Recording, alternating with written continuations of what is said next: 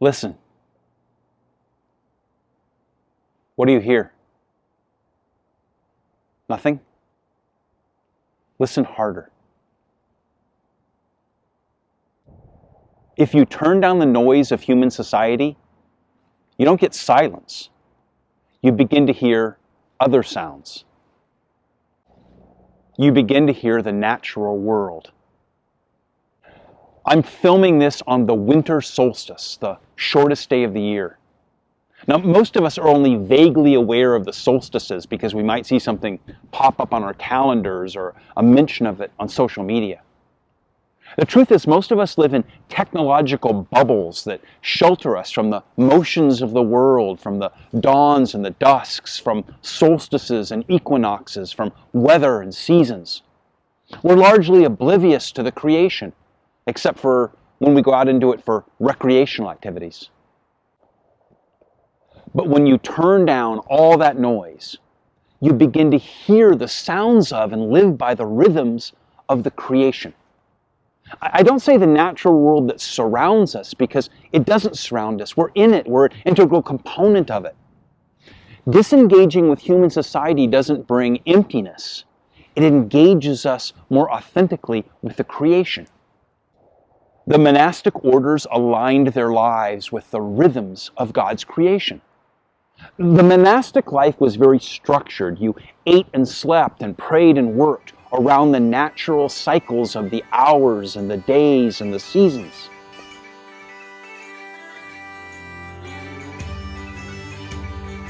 The Irish monks who lived in the beehive huts on Skellig Michael were fully integrated into the natural order.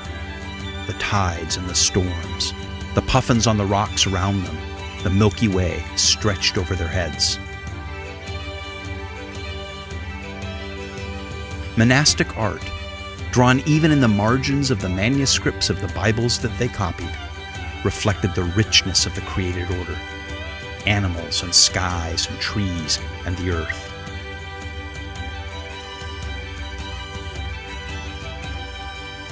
Francis of Assisi taught the Catholic tradition to appreciate the animals that the Lord made as our fellow creatures.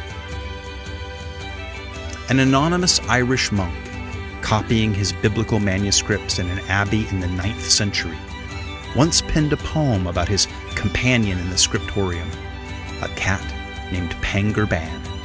I and Pangur ban my cat. 'Tis like a task we are at. Hunting mice is his delight. Hunting words I sit all night. So in peace our tasks we ply. Pangur Ban, my cat and I. In our arts we find our bliss. I have mine, and he has his.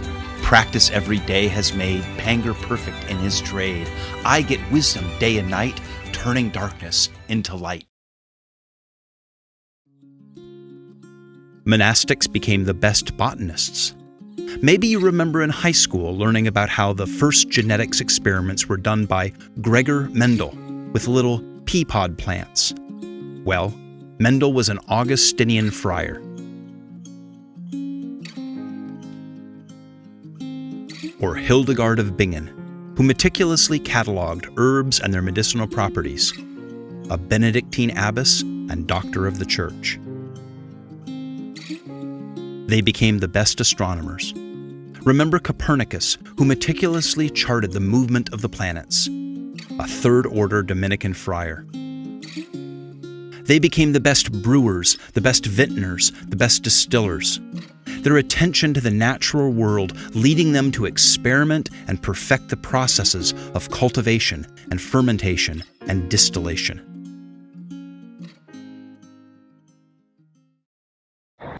If you turn down the noise of human society, you see and hear the natural and the supernatural orders more clearly.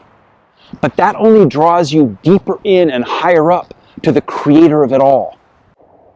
In the entire Catholic monastic tradition, there's probably no greater expression of this progression from the natural creation to the supernatural realities, to the creator from whom it all springs, than St. Francis of Assisi's great prayer, the Canticle of the Creatures. Most high, all-powerful, good Lord, yours is the praise, the glory and the honor and every blessing. Praised be to you, my Lord, with all your creatures, especially Sir Brother Sun, who is the day through whom you bring us light. Praised be you, my Lord, through Sister Moon and stars. And praised be you, my Lord, through Brother Wind, through air and cloud, through calm and every weather by which you sustain your creatures. Praised be you, my Lord, through Sister Water, so very useful and humble, precious and chaste. Praised be you, my Lord, through Brother Fire, by whom you light up the night. Praised be you, my Lord, through our sister, Mother Earth, who sustains us and directs us, bringing forth all kinds of fruits and colored flowers and herbs. O praise and bless my Lord, thank him and serve him humbly but grandly.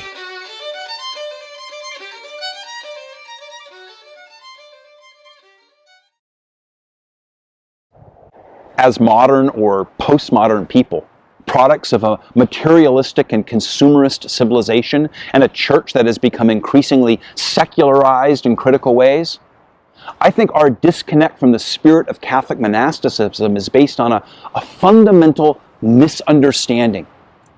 You see, we perceive the monastic impulse as running away from the world. But that's not it.